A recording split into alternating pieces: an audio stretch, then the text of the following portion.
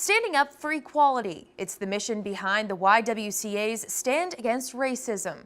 Thursday, the organization hosting a forum to raise awareness on the negative impacts of institutional and structural racism. Our Cam Jandrow joins us now live with the details. Cam? Anna, Stand Against Racism has become one of the YWCA's signature events. They say, while some may not notice it, racism continues to be a major issue across the United States. Carmen Perez is Mexican-American, and she admits her life can sometimes be difficult. She grew up in Southern California and says racism was just something she had to deal with. I was told to go back to Mexico even though I was not from there.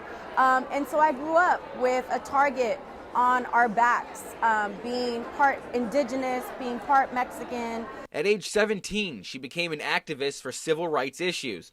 Perez co-chaired the 2017 Women's March, which saw more than 5 million people protest inequality. It's why she joined the YWCA of Central Massachusetts Thursday to take a stand against racism. She spoke as the event's keynote speaker, touching on the effects of racism.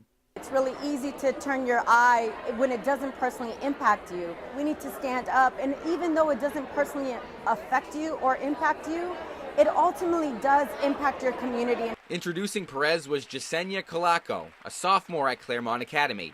Calaco's father is originally from Africa. She hopes Stand Against Racism opens the public's eyes. I'm still affected by the history of racism and slavery. Don't ignore it. If it bothers you, let them know, correct them. It's something that shouldn't be around, but it is still present. So, Stand Against Racism is now in its 6th year. Perez and the YWCA want the event to bring the community together. We have been blessed because we have people here from every single part of the world. And let's embrace that. It makes us more richer as human beings.